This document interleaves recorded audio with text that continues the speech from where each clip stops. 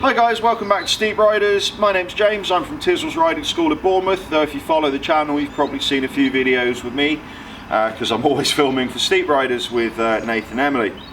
So today we're going to talk about this Yamaha XJ6, it was a 2013 model.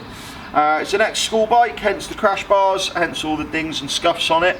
And bear in mind guys, this is a working bike, that's why it's absolutely covered in mud and crap, because it's been out on the road with me all day. We still use it as a school bike from time to time, that's why I've still got the L plates. We put the screen on so we can put the front L plate on, and then we've got the nice little flappy rubber one hanging off the rear. Now I've got a little bit of a soft spot for this bike because this bike was with Tizwaz when I joined the company. So those early days when I started chasing around mopeds doing CBTs, you know, I was riding this exact bike, and I put quite a lot of my friends through their full licenses. And a number of my friends did actually pass on this very XJ over the few years. So yeah, a lot of history with this bike. Now Yamaha made the XJ6N in this kind of form from 2009 to 2015. It replaced the old Diversions. Now personally, and I know Diversions have got a bit of a cult following, so I'm probably going to get a bit of hate here, I wasn't a fan of the old Diversions. That's for a couple of reasons. Firstly, the frames had a tendency to rust, and frames rusting is not a good thing, and also they've only got 5-speed gearboxes, and I've ridden the old Diversions and constantly you're just looking for another gear that whole time. I felt that it was geared too low and it didn't have enough gears to begin with anyway. Also, when they changed it to this format of XJ6N, they nicked the engine out of an R6. Well, I say it's out of an R6, they didn't just do a direct R6 engine in it, because this would be an absolute animal if they did. What Yamaha did with that R6 motor, they detuned it for the Thundercat and then they detuned it slightly more for this one. So it's only putting out about 80 horsepower, but it's got a lot of kind of nice, usable, smooth, torquey kind of mid-range, which is really good. So the reason why we bought this for school use is they're so easy to ride. Obviously we're going back a few years now, so this bike doesn't have ABS, and obviously our new bike's brand new SVs, so we've got all the things that you would expect from a brand new bike, like low RPM assist, ABS, all that kind of stuff. But you know, for the time, this was about as good as we could get really with our budget. Really nice sort of fueling on the bottom end on these. You know, I find that the SVs, because they're V-twin, they're just a bit snatchy. I mean, I do love the SVs, I'm not dissing SVs, I think it's a perfect school bike. But I find when I'm demonstrating Mod 1 exercises on this bike, being an inline 4, just that throttle response on the bottom end slightly less jerky, and you get kind of less accidental lurches when you've got a twitchy right hand when you're nervous on your test in front of the examiner. This whole bike is pretty standard. The only things we've done to it, we whacked the crash protectors on, and you can see from the amount of wear on these that this bike has gone down a couple of times. Like I said, put a little fly screen for the L plate, and like all our school bikes, we put the bags to tank protector on. Obviously the idea in that is so you can then give bags to some more money and put a tank bag on it, but we just use it so when I bang them around in the shed I'm not denting the tank, or if they do go sliding up the road, you know, it just gives the tank a little bit of protection from the road. So things I like about this bike, I really like the torque. It's plenty of usable mid-range. Ergonomically I really like it. You know, it's just, I wouldn't call it completely upright, it's just slightly crouched forwards.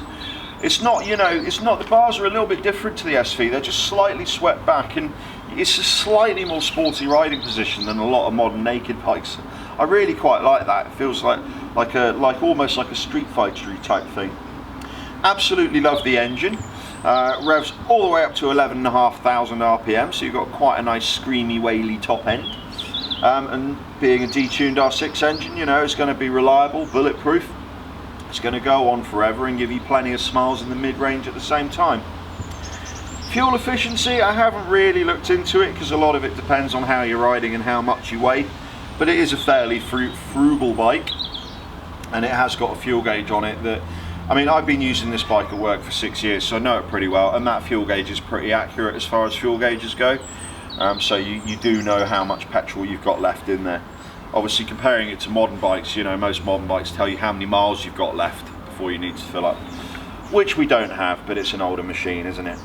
Only things I don't really like about this bike is the saddle. Now, I'm sure you guys have noticed by now, every time I do a YouTube review, I always whinge about saddles, alright? And that's because they always make them really hard, so they can make them really small, and they make them really narrow, so it's a nice low saddle height for new riders to be able to get their foot down to prevent them from dropping the bike. And obviously if you're a new rider, it's nice to be able to flat foot with both feet.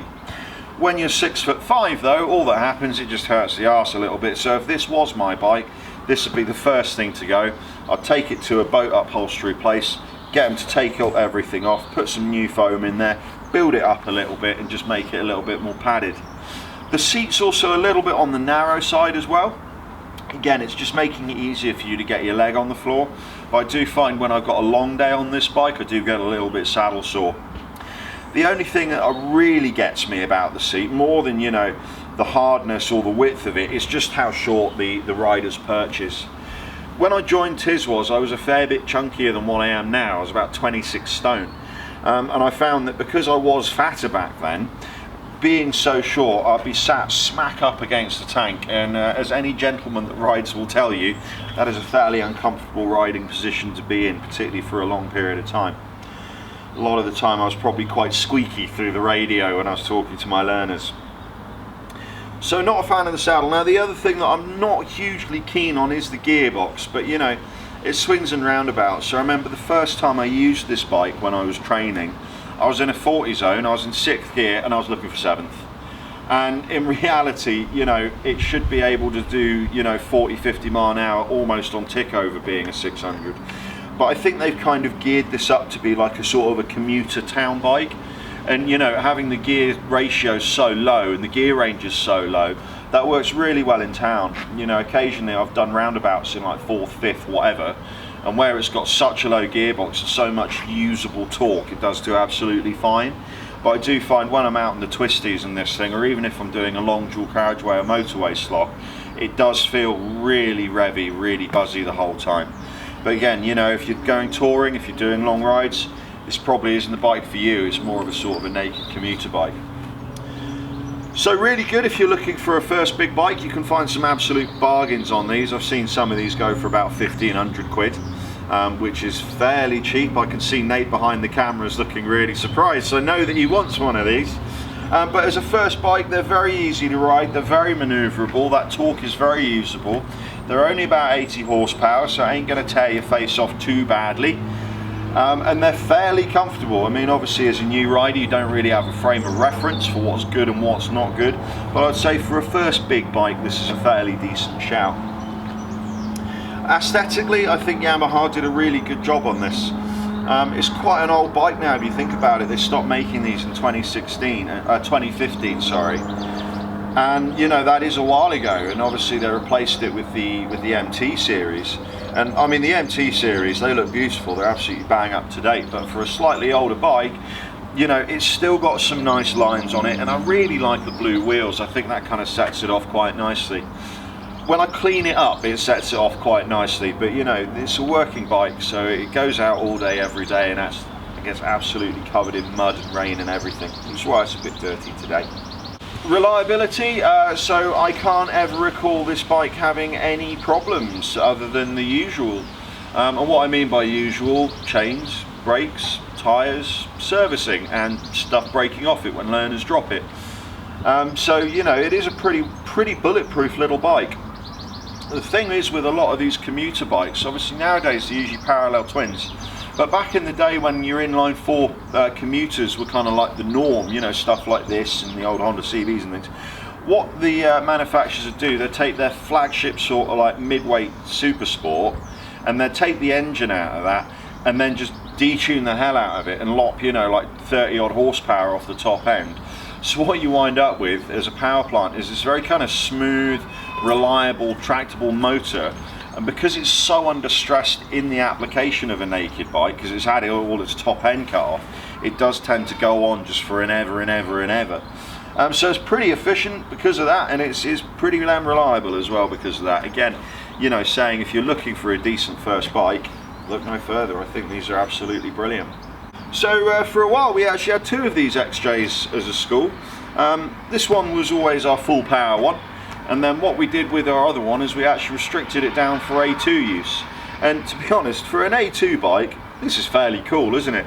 It's got all the nice inline 4 kind of noises that you get, and it looks kind of a lot bigger than a lot of the A2 class bikes that you see that are purpose built to be an A2 class bike.